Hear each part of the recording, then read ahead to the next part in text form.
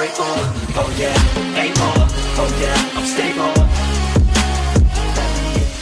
Hi guys, kumusta kayong lahat? Introduce lang namin ngayon yung product namin na binibenta under Online Philippines, yung Intelligent Projector namin, yung tinatawag namin IntelliProjector, na we're selling it yung price na dun sa link na ilalagay namin sa baba ng video na to. So ito yung binibenta namin na Intelligent Projector na Android 9.0 na siya. Super responsive niya, sa kahit anong desk pwede siya. Tapos meron din siyang settings na pwede mo siyang i-touch kapag naka-project na siya sa wall. Dito sa product na to, pwede mong i-adjust yung brightness niya at meron din siyang adaptive brightness. Kung madilim, pwede mo siyang ma-adjust. So ganito talaga yung pinaka-product na yan. Ito talaga yun eh. So pwede ka mag-games. May mga games dito na pre-install like Candy Crush, King of Opera, Alto. Sa Candy Crush, for example, ito, pwede itong gamitin sa games, pwede gamitin sa work. Okay? So, for example, ito, hindi ko alam kasi mag-Candy Crush. Ay, ganyan. Okay, so pwede siya. So, matitest mo yung responsiveness niya, syempre doon sa bilis nung pag naglalaro ka ng game. Yan. So, sample lang yon. Meron pa, doon naman sa mga nag-work, doon sa mga nag-represent, meron ditong built-in na WPS. Pwedeng Word, PowerPoint presentation, at syempre yung spreadsheet. For example, meron kang client na pupuntahan. Kunyari yung client mo, binibentahan mo ng insurance or binibentahan mo ng bahay doon sa mga real estate agents dyan, yung mga nagbibenta ng houses at lot sets. Ayan, for example, itong brochure namin ng IT Tech. Ayan. Okay. So, pwede ka na mag-present ng sobrang bilis. At sobrang gaan nito. Super gaan. Ganyan. Hindi lang siya pang-desk. Pwede din siyang pang-wall. Okay. So, yun nga, in-install ko din dito yung workplace namin, yung ginagamit namin communication tool dun sa pag-handle namin ng projects internally. So, pwede dito. And may mga pre-built na rin siya na app like na apps like Spotify, Chrome. Tapos, ang maganda dito, parang na rin siya talagang Google Play, yung mismong App Store niya. Yung App Store niya, yung up to down, pwede kang mag-install dito ng different applications. Yan. May mga games, syempre may mga pang-office din. Sinabi ko nga kanina, pwede rin itong gamitin sa office, Snapchat, TikTok, at eto pa guys, malakas yung volume niya. For example, gusto nyo mag-play ng YouTube video. Tingnan natin siya sa Chrome.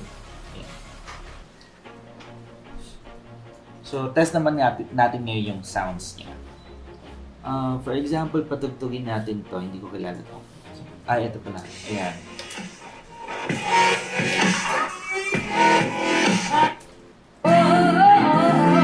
Tatlong oras ako sa kanto, naghihintay na parang aso.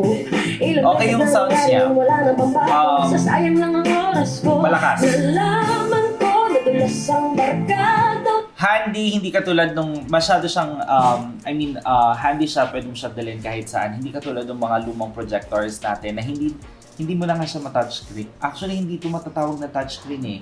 Wala ka naman talagang screen. So, anywhere mo siya ilagay, pindutin, desk na puti, black, pwede siya. So, yun lang. Sobrang importante kapag magpe-present ka, mas high-tech, di ba? Sa settings niya, pwede mo adjust yung sounds, date and time, tapos may autofocus na rin siya. May manual focus din siya na pwede mong nandito siya sa software manager niya or din sa general projection settings. Pwede mong i-adjust yung focus niya. For example, nahihirapan yung camera nito na mag-adjust dun sa lighting nyo kasi dito may light kami na ginagamit. Pwede nyo i-adjust manually. Tapos, ano pa ba? Pwede nyo palitan yung wallpaper na ginagamit. For example, ito, yun na lang gamitin. Ayan. And then, automatic na siya mag-change. Wi-Fi enabled siya. So, pwede nyo siyang i-connect sa internet para syempre, makapag-play kayo ng, makapag-download kayo, makapag-play kayo ng videos or music. Meron siyang parang Spotify din na built-in. music kung gumagamit kayo ng iOS or ano. Meron siyang equivalent app dito na ang tawag is Music. So, pwede kayong mag-download. Pwede siyang screen mirroring. It comes with a remote control at saka yung mismong pad niya or yung projection screen. Ano po ba meron doon? Camera. Meron siyang camera sa taas. Mamaya itatry natin yon. And then, ayan. Try naman natin ngayon yung screen mirroring. So, pwede yung dun sa mga gumagamit ng iPad or Android and iOS, basta any smartphone na meron is screen mirroring capability, pwede kayong mag-screen share dito. So, try natin siya later sa wall kasi mas maganda yung screen mirroring kapag nasa wall siya. Tapos, ano pa ba? It runs with 600 lumens, tapos Qualcomm processor na rin siya. Up to 100 inches pala yung nako-cover ng screen nito kapag nasa wall. Yung weight niya, yung kanina sinabi ko, 1.3 kilograms. So, magaan talaga. So, focus mode, ang pwede nyong i-connect dito is HDMI. And aside doon nga dun sa screen mirroring, pwede siyang HDMI. Meron siya dito sa gilid.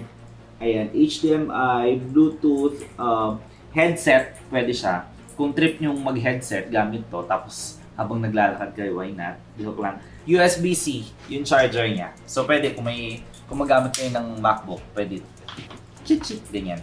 Yun lang. Yung mga may Switch, PlayStation, na pwede nyong i-connect dito. Kung gusto nyo mas malaki yung screen nyo, i-project nyo lang siya sa screen. So, yun lang guys. Gusto ko ipakita yung, yung sa painting niya. Matitest nyo rin yung responsiveness niya dun sa painting. For example, gusto nyo namang doodle. Ayan. Diba? Ano sinulat ko? Dapat pangalan ko eh. Marky. Super responsive. Ang galing, no? So, ayun lang yung alam kong gamitin dito sa painting na to. Pero para mapakita ko lang kung gaano ka-responsive nung item na to, nung product na to. So, ito yung first product na ilo-launch namin under Online Philippines. So, order na kayo. Mag-message kayo. Meron kaming form. Meron dun sa link, may form doon kung saan nyo ilalagay yung name and address nyo para makapag-pre-order kayo o kaya makapag-pa-reserve kayo. Alright. So, test naman natin siya sa wall. Hi guys! So, ayun na nga. Pwede nyo siyang i-project sa table or kahit sa lapag. Pwede rin sa wall. Ito gumagamit kami ng projector screen pero kahit sa wall, pwede siya. Actually, kahit hindi mo i-modify yung sa settings niya, basta baliktad nyo lang siya, automatic niyang madidetect yung wall or yung projector screen na nakatayo. Okay? So, it comes with a remote control. Yung remote control niya, basically kung paano lang din yung remote control ng mga na ginagamit dun sa mga yung mga TV box. Yan. So, gusto ko lang mapakita dito kung paano gumagana yung remote niya. Super responsive din. Let's say for example, gusto yung pumunta dun sa mga apps. Yan. At guys, dito pala sa intelligent projector na to, meron siyang sariling user manual. So, puntahan natin siya.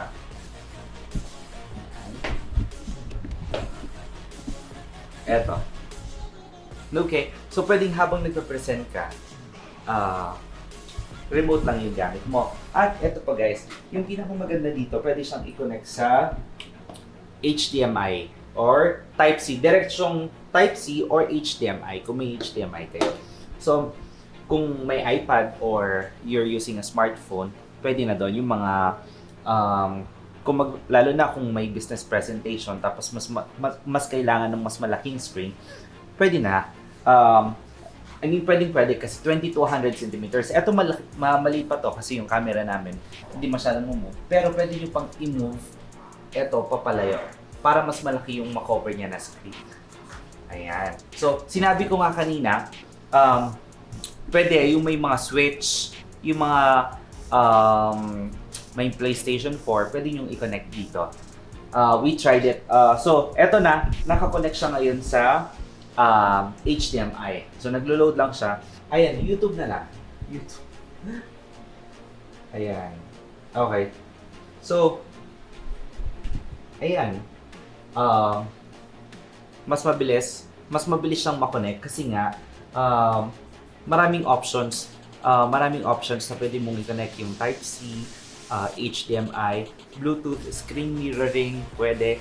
Yun lang, ayun yung mga capabilities niya. Again, sinabi ko kanina, sobrang handy. Pag gusto mong mag-present sa client, anywhere, pwede.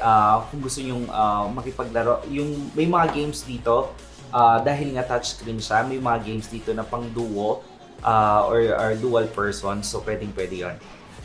Yun lang guys, and hopefully magustuhan nyo yung product namin and you can avail for a pre-order, or meron na kaming ibang units na nandito, so napaparating. Pwede na kayong mag-order ng product. Just click on the link na i-include namin sa video na to, at ayun, mag-reserve na kayo ng spot nyo. Thank you guys! Grateful, oh yeah, thankful.